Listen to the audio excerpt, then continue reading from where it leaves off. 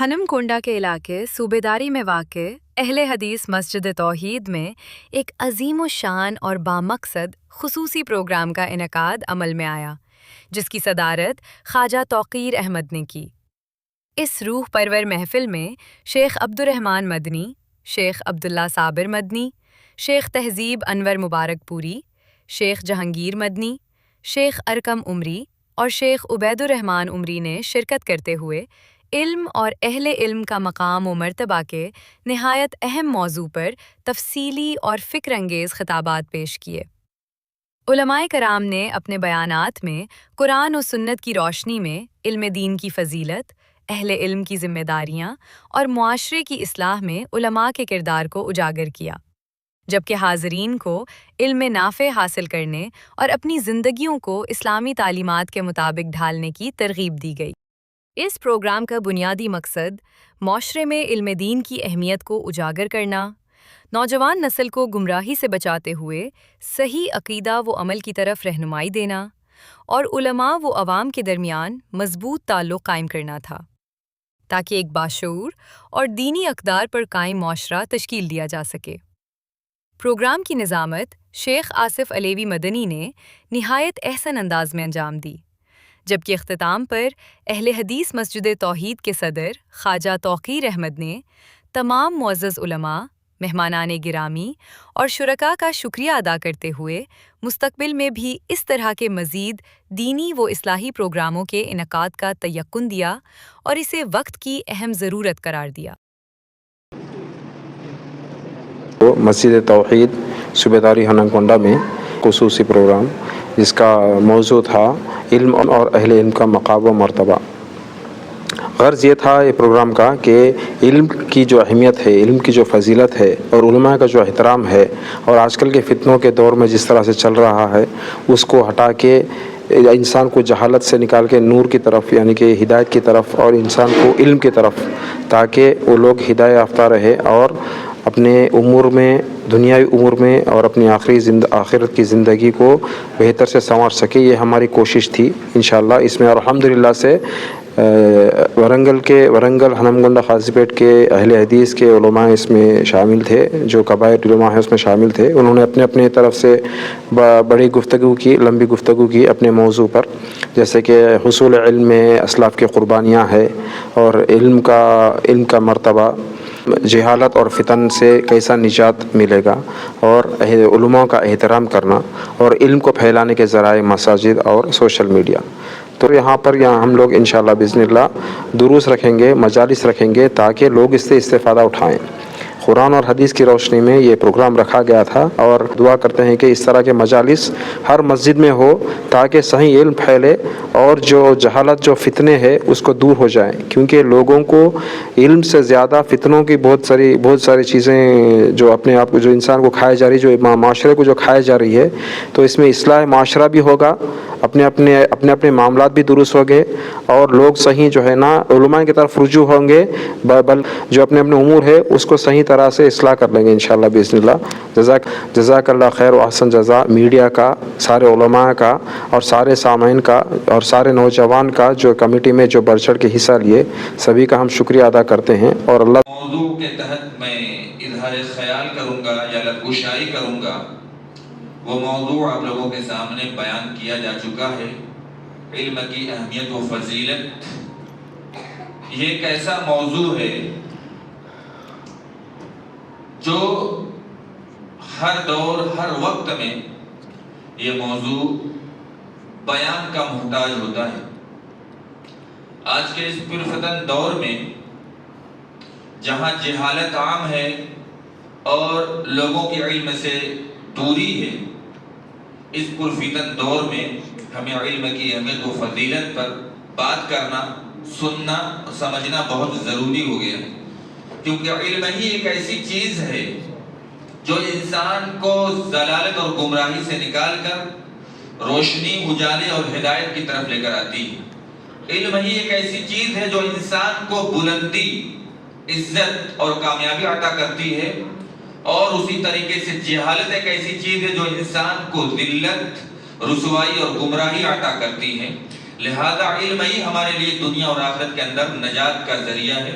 لہذا علم کا سیکھنا ہر شخص پر فرض ہے، جیسا کہ پیارے نبی صلی اللہ علیہ وسلم نے فرمایا کہ طلب العلم فریضۃ علی کل مسلم.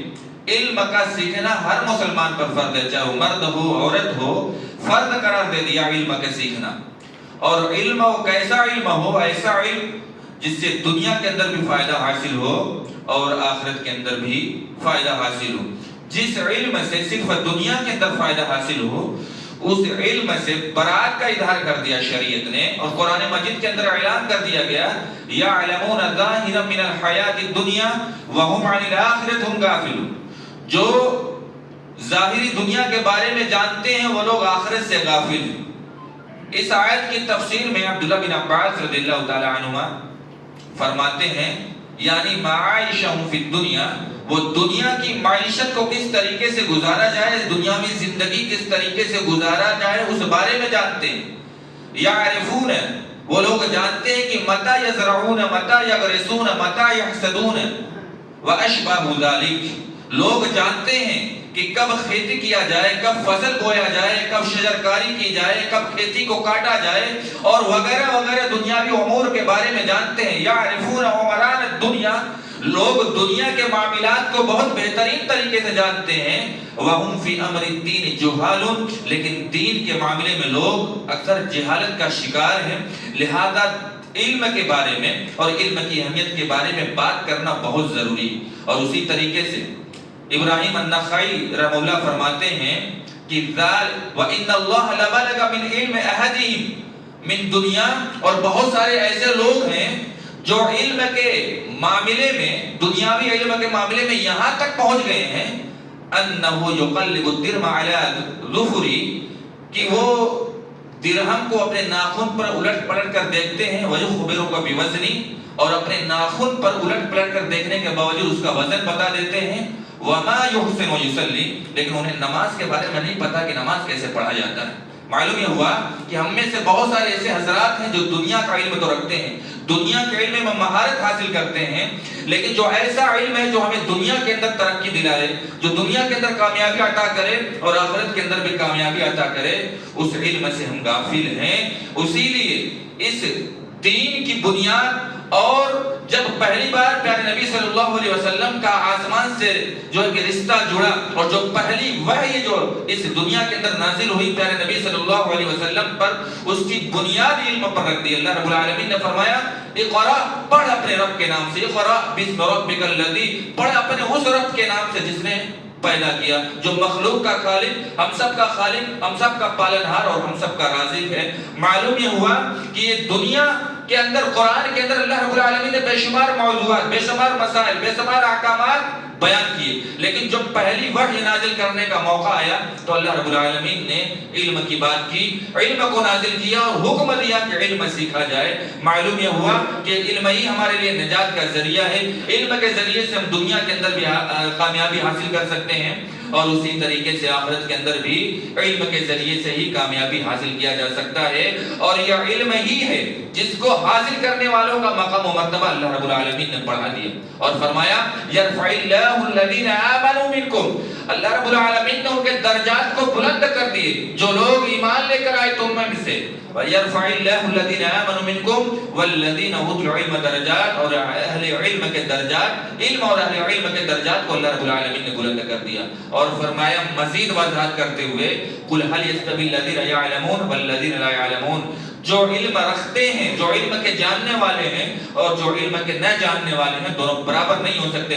معلوم یہ ہوا کہ اجالا اور اندھیرا کبھی برابر نہیں ہو سکتا، گمراہی اور ضلالت کبھی برابر نہیں ہو سکتی. جو علم رکھنے والے ہیں وہ اجالے کے راستے پر، ہدایت کے راستے پر ہیں، اور جو علم نہیں رکھتے، جو جہالت میں گرے ہوئے ہیں، وہ اندھیرے، گمراہی اور ضلالت کے راستے پر پڑ سکتے ہیں.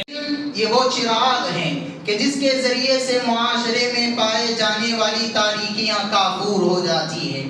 علم یہ وہ چراغ ہیں کہ جس کے ذریعے سے شرک و بدعت کا خاتمہ ہوتا ہے. علم یہ وہ چراغ ہیں کہ جس کے ذریعے سے معاشرے میں کتاب و سنت کا نور پھیلتا ہے. اور اگر اس دنیا کے اندر یہ دین علم نہ ہوتا تو اس دنیا میں انسانوں کے اندر انسانیت باقی نہ رہتی. اگر علم دین نہ ہوتا تو انسانوں کے اندر اخلاق باقی نہ رہتے. اگر علم دین نہ ہوتا تو اس دنیا کے اندر انصاف قائم نہ ہوتا. اور اگر اس دنیا کے اندر علم دین نہ ہوتا تو پھر انسانوں اور حیوانوں کے درمیان کوئی فرق امتیاز باقی نہیں رہتا. یہی وجہ ہے کہ شریعت اسلامیہ نے ہمیں بارہا یہ تلقین کی ہے کہ کیا مرد کیا عورت، کیا بڑے کیا چھوٹے، کیا جوان کیا بچے، کہا شریعت نے ہر ایک کو علم دین کا حاصل کرنا بے حد ضروری ہے. کہا اللہ کے نبی علیہ الصلوۃ والسلام نے طلب العلم فریضۃ علی کل مسلم، کہا کہ علم دین کا حاصل کرنا ہر مسلمان پر فرض ہے. اور یہی وجہ ہے کہ عبداللہ بن مسعود رضی اللہ عنہ کہا کرتے تھے کہ اغدو عالما او متعلما او مستمعا ولا تكن الرابع فتهلك. کہا کرتے تھے عبداللہ بن مسعود رضی اللہ عنہ کہ جب کبھی تم صبح کرو تو تمہاری ان تینوں حالتوں میں سے کوئی ایک حالت ہونی چاہیے. یا تو تم عالم رہو کہ جس کے ذریعے سے لوگوں کو دین پہنچاؤ، یا پھر تم طالب علم بن کر رہو کہ ہر دن تم دین کا علم سیکھتے رہو، یا پھر کم سے کم علماء کی محفلوں میں بیٹھ کر، علماء کی مجلسوں میں بیٹھ کر علم دین کو سنتے رہو، علم دین کو حاصل کرتے رہو.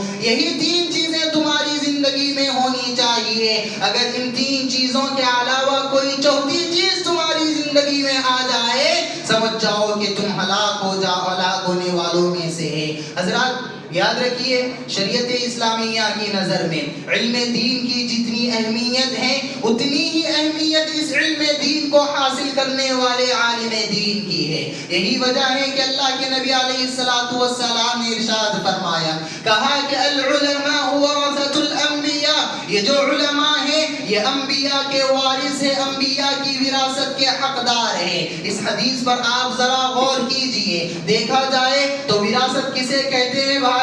وراثت مال کو کہتے ہیں، وراثت دولت کو کہتے ہیں، وراثت جائیداد کو کہتے ہیں. لیکن شریعت نے نبیوں کی وراثت نہ تو مال کو قرار دیا، نہ تو دولت کو قرار دیا، اور نہ تو جائیداد کو قرار دیا، اور نہ ہی انبیاء کی وراثت کو ان کے اپنے اہل خانہ میں تقسیم کرنے کا حکم دیا.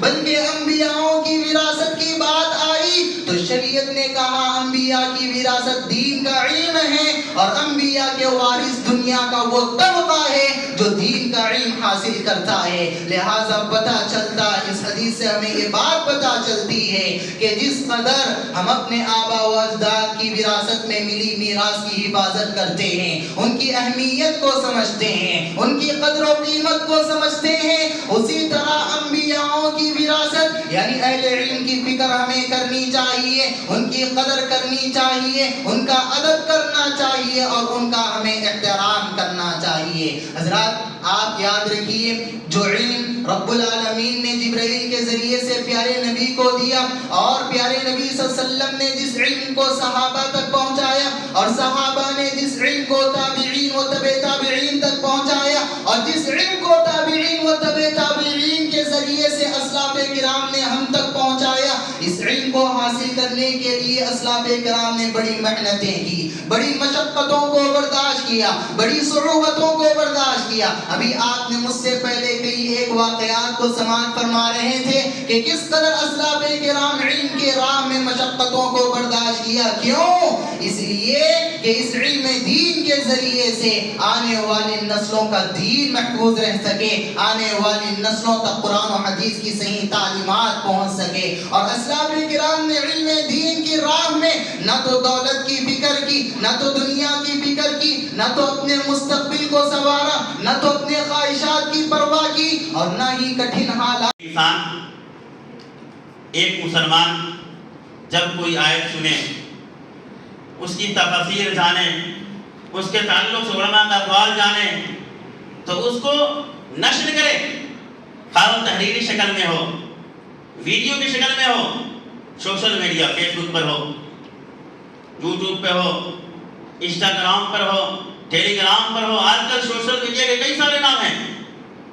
ان پلیٹ فارم پر آپ دین کو نشر کریں، سب سے پہلے آپ آیات لیں اور تحقیق کریں کہ ہم جس آیت کو نشر کر رہے ہیں یوٹیوب پر، فیس بک پر، یہ وہ واقعی آیت ہے تو کس سورہ کی آیت ہے، آیت نمبر کیا ہے، پھر اس کی تفاسیر دیکھیں اور تفاسیر میں معتبر علماء کی تفاسیر لیں۔ بہت سارے لوگ بغیر تحقیق کیے ہوئے کسی بھی آیت کو کسی بھی علماء کی تفسیر لے کر کے یوں ہی اپنے سے کچھ تفاسیر بنا کر کے اپنے سے کچھ ترجمہ کر کے ڈال دیتے ہیں، یہ درست نہیں ہے۔ منمانی ترجمہ کریں، منمانی تفسیر کریں۔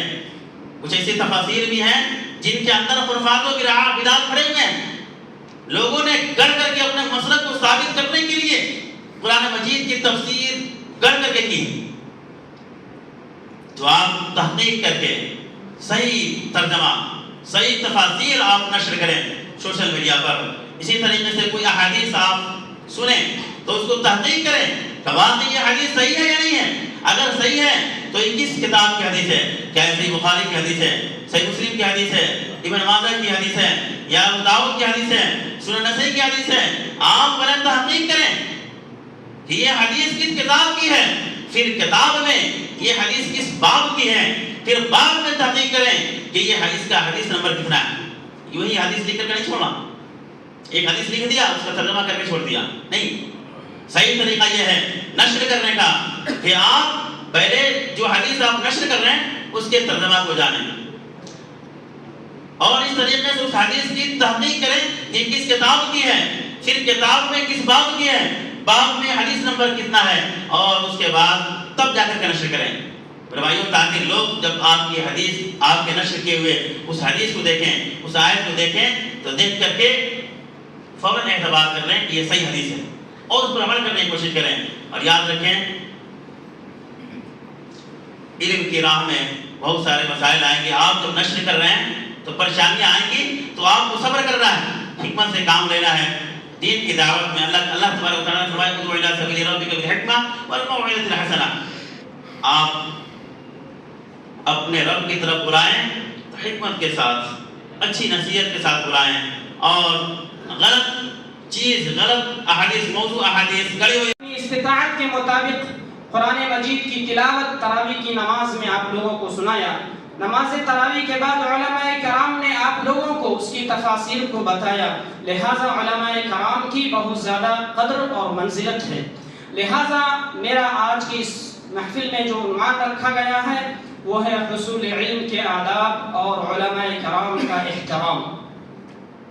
معزز سامعین، میں نے آپ حضرات کے سامنے میں قرآن مجید کی جو آیت پڑھی ہے وہ سورۃ الکہف کی آیت ہے، جو حضرت موسیٰ علیہ السلام اور حضرت خضر کا واقعہ ذکر کیا گیا ہے۔ اس ضمن میں ایک بات بتائی گئی ہے، حضرت موسیٰ علیہ السلام حضرت خضر علیہ السلام سے ادباً و احتراماً گزارش کرتے ہیں، هل اتبعک علی ان تعلمنی مما علمت رشدا، کیا میں آپ کی پیروی اس معاملے میں کر سکتا ہوں کہ جو رب کریم نے آپ کو رشد ہدایت کے طور پر علم عطا کیا ہے وہ علم آپ مجھے سکھائیں گے؟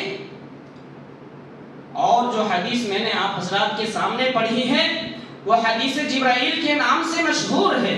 علماء کرام تعلیم کے باب میں اس کو کثرت کے ساتھ ذکر کرتے ہیں، اس میں بہت سارے جہاں مسائل ذکر کیے گئے ہیں وہیں پر طالب علم کے آداب، اساتذہ کے سلسلے میں یہ مکمل تفاصیل علماء کرام ذکر کرتے ہیں۔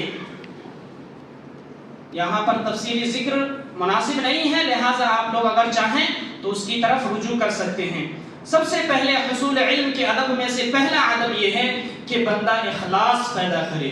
جو انسان بھی حصول علم کے لیے اپنے آپ کو تیار کرتا ہے وہ اخلاص للہیت پیدا کرے۔ اللہ رب العالمین کا فرمان ہے وَمَا أُمِرُوا إِلَّا لِيَعْبُدُوا اللَّهَ مُخْلِصِينَ لَهُ الدِّينَ، اللہ رب العالمین نے بندوں کو حکم صرف یہ دیا ہے کہ تم اخلاص کے ساتھ اللہ رب العالمین کی عبادت کرو، اس کے ساتھ اس کے کسی کو شریک نہ ٹھہراؤ، اور عبادت میں سب سے بہترین عبادت علم ہے۔ امام بخاری رحمۃ اللہ علیہ نے اپنی کتاب کے اندر جو باب باندھی ہے، علم سے پہلے، قول و عمل سے پہلے علم کا حاصل کرنا ضروری ہے۔ باب القول والعمل، باب العلم قبل القول والعمل کہ علم کا حاصل کرنا قول و عمل سے پہلے ضروری ہے. لہٰذا جب تک بندہ علم نہیں حاصل کر سکتا ہے اس پر عمل بہتر انداز میں نہیں کر سکتا ہے. اسی طریقے سے اللہ رب العالمین کے رسول صلی اللہ علیہ وسلم نے فرمایا انما الاعمال بالنیات. انسان کے عمل کا دار و مدار اس کی نیتوں پر ہوتا ہے. اگر ہمارے ایمان کے اندر ہماری نیت کے اندر خرابی ہوگی تو وہ چیز ہمارے لیے نقصان دہ ثابت ہوگا. اللہ کے رسول صلی اللہ علیہ وسلم کا فرمان ہے من تعلم العلم لیباہی به العلماء او لیماری به السفهاء او لیصرف به وجوه الناس الیہ ادخلہ اللہ الجہنم.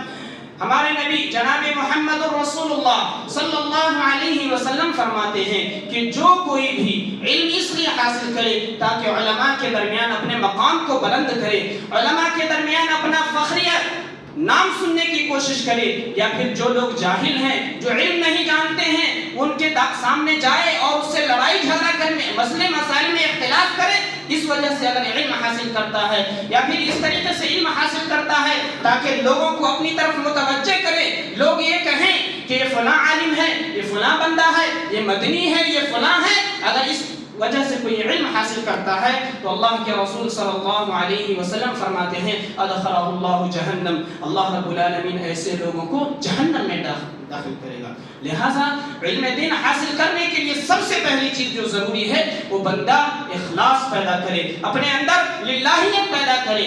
اور ہم اور آپ جانتے ہیں جب جہنم کو سلگایا جائے گا اللہ کے رسول صلی اللہ علیہ وسلم کا فرمان ہے اول من یقضى فیہ یوم القیامت ثلاثۃ, قیامت کا روز ہوگا, ہولناکی کا عالم ہوگا, اللہ رب العالمین سب سے پہلے جن 3 لوگوں کے ذریعے سے جہنم کو سلگائے گا وہ 3 میں سے ایک عالم دین ہوگا. لہٰذا علم دین حاصل کرنے والوں سے گزارش ہے, التماس ہے کہ کسی دنیا طلبی کے لیے علم نہ حاصل کریں, اللہ رب العالمین کے لیے علم حاصل کریں. علم ایک نور ہے, اگر اس نور کو غلط طریقے سے استعمال کیا گیا تو اللہ رب العالمین اس نور کو چھین لے گا اور آپ کو ایسی تاریکی میں دبا دے گا کہ دنیا کا تصور بھی آپ نہیں کر سکتے ہیں. لہٰذا اپنے اندر اخلاص پیدا کیجئے. علم دین حاصل کرنے کے لیے ایک اور چیز اہم ضروری یہ ہے کہ جس سے ہم علم حاصل کرتے ہیں اس کا ادب و احترام کریں, اس کا ادب و احترام کریں. حضرت علی رضی اللہ عنہ فرماتے ہیں انا عبد لمن علمنی حرفا.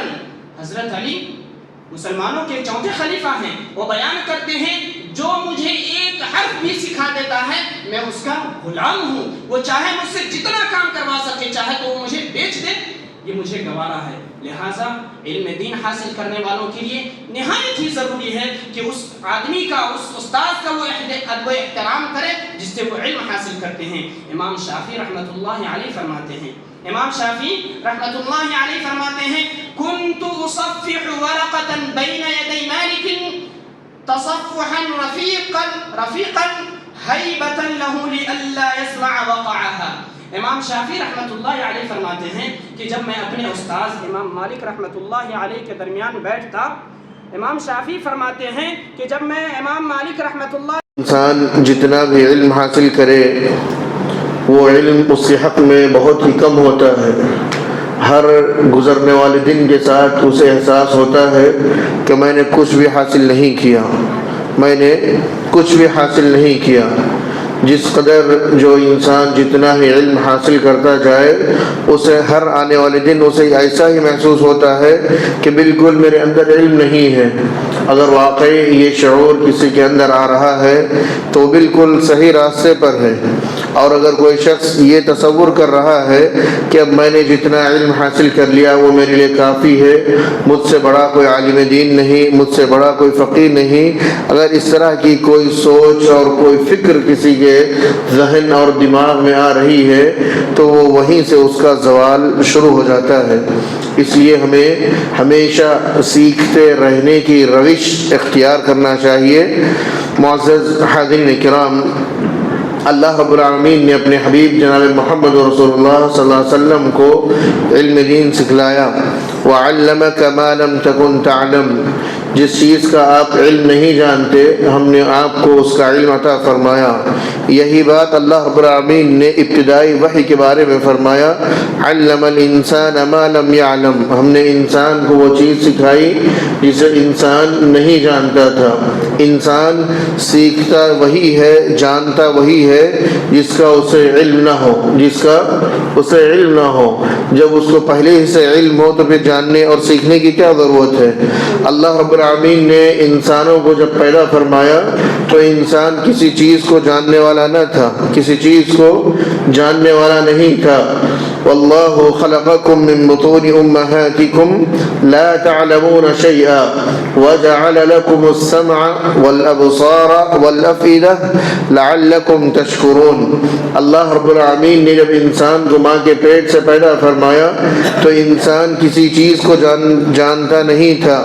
اللہ نے اسے دیکھنے کی سمجھ عطا فرمائی، اور اسی طریقے دیکھنے کی صلاحیت اللہ نے عطا فرمائی، سننے کی صلاحیت اللہ نے عطا فرمائی، اور سمجھنے کی صلاحیت اللہ نے عطا فرمائی۔ یہ تین ذریعے ہیں علم دین حاصل کرنے کے، آنکھ سے دیکھنا، کان سے سننا اور دل سے صحیح اور غلط کا فیصلہ غور و فکر کر کے کرنا، جو اچھی چیز ہے اسے حاصل کرنا اور جو غلط اور ناجائز چیز ہے اس سے اپنے آپ کو دور رکھنا۔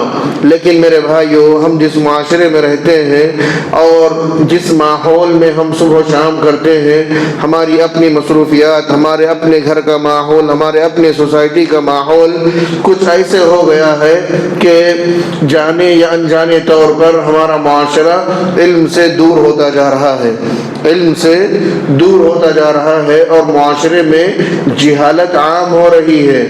جہالت جہاں عام ہو جائے وہاں سے علم نکل جاتا ہے، جہالت جہاں عام ہو جائے وہاں سے سنتیں روٹ جاتی ہیں، جہالت جہاں عام ہو جائے وہاں سے کتاب و سنت کی تعلیمات ختم ہو جاتی ہیں۔ لیکن اب ہم کو کرنا کیا ہے؟ ہم کو کرنا کیا ہے؟ ہم کوشش یہ کرنا ہے ہم کو کہ ہم سب مل کر جن کو رب العالمین نے علم دین سے نوازا ہے اس علم کو عام کرنے کی کوشش کرنا ہے۔ ہمارا معاشرہ ایسے ہی ہے، ہم بھی جاہل، ہمارے خاندان جاہل اور ہماری نسل جہالت پر ہے۔ کیا یہ کافی ہوگا؟ کیا یہ بول لینا کافی ہوگا؟ ہمارے گھر میں ہمارے والدین نے ہم کو نہیں پڑھایا، ہمارے گھر والوں نے ہم کو نہیں پڑھایا، کب تک ہم یہ چیز بولتے رہیں گے؟ علم اللہ رب العالمین نے اقرأ بسم ربک الذی خلق کہہ کر کے اس امت کو امت علم، امت تعلیم قرار دیا کہ یہ امت جہالت پر باقی نہیں رہ سکتی، یہ امت جہالت پر باقی نہیں رہ سکتی، اس امت کو سیکھنا ہی ہوگا، اس امت کو محنت کرنا ہی ہوگا، دین کا علم اسے سیکھنا ہی ہوگا۔ خاص طور پر جو فرض علم ہے جس کو علماء نے فرض علم کہا ہے، یعنی ایک عام مسلمان کو جس کی ضرورت پڑتی ہے طہارت کے مسائل، وضو کے مسائل، غسل کے مسائل، اور وہ انسان روزے کے مسائل، زکوٰۃ اور حج کے جو بنیادی مسائل ہیں ان کا جاننا ضروری ہے۔ اور ساتھ ہی ساتھ اس کے ساتھ وہ جس کاروبار سے جڑا ہوا ہے، جس کام سے وہ انسان جڑا ہوا ہے اس کا جاننا بھی ضروری ہے۔ حلال اور حرام کہ کون سی چیز جائز ہے، کون سی چیز ناجائز ہے، ان کا سیکھنا ہر مسلمان کے لیے ضروری ہے تاکہ وہ کم از کم اس کی اپنی زندگی گناہ سے اور ناجائز چیزوں سے بچی رہے۔ میرے بھائیوں، جہالت کا سب سے آسان حل یہی ہے کہ ہم اس جہالت کو علم کے نور سے ختم کر دیا جائے۔ اللہ رب العالمین نے قرآن مجید میں فرمایا اگر تمہیں کسی چیز کا علم نہیں ہے تو تم علم حاصل کرو، فاسألوا اہل الذکر، تم سوال کرو، اہل علم کی مجلس میں بیٹھو، علماء سے علم حاصل کرو جنہیں اللہ نے علم سے نوازا ہے، ان سے اس مسئلے کی دریافت کرو، یہی علم سیکھنا ہے۔ فاسألوا اہل الذکر ان کنتم لا تعلمون، تمہیں اگر کسی چیز کا علم نہیں ہے، کسی مسئلے کے بارے میں تمہیں جاننا ہے تو تم علماء سے جن کو اللہ نے علم سے نوازا ہے ان سے تم سوال کرو۔ صرف اسی سوال کرنا ہی نہیں اور جواب بھی ایک عالم کو ایسے ہی دینا نہیں ہے۔ فرمایا بالبینات والزبر، ایک عالم کی بھی ذمہ داری ہے کہ وہ جب جواب دے تو دلائل کے ذریعے سے جواب دے، دلائل کی روشنی میں جواب دے، اور وہ دلائل ایسے ہو جو کتاب و سنت سے واضح اور صحیح ہو. اپنے منمانی دلائل، اپنے گھریلو اور بناوٹی دلائل کی بنیاد پر آپ جواب دے کے سامنے والے کو مطمئن نہیں کر سکتے، بلکہ کتاب و سنت کی روشنی میں صحیح جواب، صحیح علم لوگوں کے سامنے عام کرنے کی ضرورت ہے. اسی طرح میرے بھائیوں، آج ہمارے معاشرے میں بہت سارے فتنے ہیں، شبہات کے فتنے ہیں، خواہشات کے فتنے ہیں، اور اسی طریقے سے شہوات کے فتنے ہیں. بہت سارے فتنے ہیں. جو فتنہ علم سے کے ساتھ جڑا ہوا ہے وہ فتنہ شکوک و شبہات کا فتنہ ہے. آج ہم جس ترقی یافتہ زمانے میں ہم زندگی گزار رہے ہیں، اس کے ذریعے سے بہت جہاں فائدہ ہوا ہے انسانیت کو، وہیں پر نقصان بھی بہت سارا ہوا ہے کہ ہر کوئی اپنے آپ کو عالم اور عالم نہیں بلکہ علامہ اور ایک سمجھدار نہیں بلکہ فقیہ زماں اپنے آپ کو سمجھنے لگا ہے کہ میرے سوا کوئی فقیہ نہیں ہے، میرے سوا کوئی علامہ نہیں ہے. یہ آج ہر انسان کی فکر بنی ہوئی ہے، چاہے اسے الف با پڑھنا آتا ہو، چاہے اسے الف با پڑھنا نہ آتا ہو. بس یہ ہے کہ میں نے انٹرنیٹ سے فلاں چیز حاصل کر لی، میں نے فلاں کو فالو کر لیا، میں نے اس کی ریل سن لی، اس کی تقریر میں نے سن لی، اور اس کے بعد جو ہے فتوے کی زبان چھوڑ کر کے فلاں کافر، فلاں مشرک، فلاں بدعتی، فلاں خارجی، فلاں ایسا، فلاں ویسا. یہ بہت بڑا فتنہ ہے. شکوک اور شبہات کے فتنے کے ساتھ ساتھ انٹرنیٹ کا جو فتنہ عام ہوا ہے میرے بھائیوں، اس کے ذریعے سے لوگوں نے بہت سارے حلال چیزوں کو حرام قرار دے دیا اور بہت سارے حرام چیزوں کو حلال قرار دے دیا. یاد رکھیں، ہم جس زمانے میں زندگی گزار رہے ہیں یہ فتنوں کا دور ہے، لیکن فتنے سے بچنے کے لیے کیا کرنا ہے؟ فتنے سے نجات ہمیں کہاں سے مل؟ میں آتے ہیں تو بس آئیں، دیکھیں، ادھر ادھر دو تین احباب سے مل لیں، پھر جو ہے نا جاتے وقت سلام کرتے چلے جائیں. ایسے بنتے جا رہا ہے. مسجد نبوی کے اندر جب بھی سیما کی مجلس یا نہیں تو علماء کرام کے خطاب، ان کے دروس کی مجلس ہوتی ہے، ہم نے اپنی آنکھوں سے دیکھا ہے کہ اگر فجر کے بعد مجلس جمنے والی ہے تو لوگ تہجد کی نماز کے وقت سے اپنی مجلسوں کو پکڑے رہتے ہیں، اپنے جگہوں کو پکڑے رہتے ہیں. اور ہمارا حال کیا ہے کہ ہم آتے بھی ہیں تو تھوڑی دیر ادھر ادھر دیکھ لیتے ہیں، پھر جو ہے نا چائے بٹی، چلو چائے پی لیں گے، پھر تھوڑی دیر چلو واش روم جا کے آ جائیں گے. ہم نے دیکھا 3 گھنٹے 4 گھنٹے، یا یوں کہہ لیں فجر کے بعد بیٹھ گئے تو ظہر کے بعد تک مجلس میں بیٹھے. اور کس چیز کی مجلس؟ علم کی مجلس. فجر کے بعد سے ظہر تک بس بیٹھے ہوئے ہیں. اب ہم یہاں پر آتے ہیں تو کیا کرتے ہیں؟ تھوڑی دیر، اس لیے کہ علم کی لذت ہمارے پاس نہیں ہے. علم کی لذت ہمارے پاس نہیں ہے. ہم دیکھو ایک بات بتاؤں کہ دعوت میں جاتے ولیمے میں ماشاءاللہ بریانی کی لذت، اس کے اوپر سے بگارے کھانے کی لذت، یا یوں کہہ لیں کہ چکن کے جو قورمے رہتے ان کی لذت ہماری زبانوں پہ لگی ہوئی رہتی. دروازہ بند رہے تو بھی دوسری طرف میں بیٹھیں گے بلکہ 15 منٹ 20 منٹ تک کھڑے رہتے، اس لیے کہ اس کی لذت لگی ہوئی. اور علم کی لذت ہماری زبانوں میں، ہمارے ذہنوں میں لگی ہوئی نہیں ہے. اگر علم کی لذت لگی ہوئی ہوتی تو ہم ان مجلسوں کو معمولی نہیں سمجھتے. پیارے نبی علیہ السلام نے ان مجلسوں کو بڑی اہمیت دی. اللہ کے رسول صلی اللہ علیہ وسلم نے کہا اذا مررتم بریاض الجنہ، جب بھی تمہارا گزر جنت کی کیاریوں میں سے ہو جاؤ، جنت کے حلقات میں سے ہو جاؤ، فرتعو، تم زیادہ سے زیادہ اس کی حرص کرو. اس کے بعد صحابہ کرام نے کہا وما ریاض الجنہ یا رسول اللہ، اے اللہ کے رسول صلی اللہ علیہ وسلم یہ جنت کی کیاریاں کیا ہیں؟ آپ نے فرمایا حلق الذکر، یعنی ذکر کی مجلسیں ہیں، علم کی مجلسیں ہیں. تو اللہ کے رسول صلی اللہ علیہ وسلم نے ان مجلسوں کو جنت کی کیاریاں کہا ہے. تو اسی لیے ان مجلسوں میں آ کے تھوڑی دیر بیٹھ جائیں، پھر ادھر ادھر کریں، پھر تھوڑی دیر کے بعد فون آن کر لیں، واٹس ایپ پہ کس کا میسج آیا تھوڑا اس کا ریپلے دے دیں. یہ علم کی لذت نہیں ہے. اگر آپ کو برا لگ رہا تو معذرت خواہ، لیکن یہ علم کی لذت نہیں ہے. علم کیا ہے؟ علم یہ ہے کہ انسان جب مجلسوں میں بیٹھ جاتا ہے الذین یستمعون القول فیتبعون احسنہ اولئک الذین ہداہم اللہ واولئک هم اولو الالباب. قرآن مجید کہتا ہے کہ صحابہ کرام جو ہے وہ قول کو یعنی علمی باتوں کو غور سے سنتے تھے، غور سے سنتے تھے. سننے کے بعد کیا کرتے تھے؟ فَيَتَّبِعُونَ أَحْسَنَ اچھی باتوں پر عمل کرتے تھے، اتباع کرتے تھے. اولئک الذین ھداھم اللہ، یہی وہ لوگ ہیں جو ہدایت یافتہ ہیں، اللہ نے جنہیں ہدایت دی. تو اس لیے احباب آپ تمام سے گزارش کرتا ہوں ان مجلسوں کو معمولی مت سمجھو، یا ان مجلسوں کو بس آئے بیٹھے اٹھے چلے گئے ایسا مت سمجھو. گفتن شنیدن برخاستن، آئے بات کر لیے بیٹھ گئے تھوڑی دیر سن لیے پھر اٹھ کے چلے گئے ایسے مت سمجھو.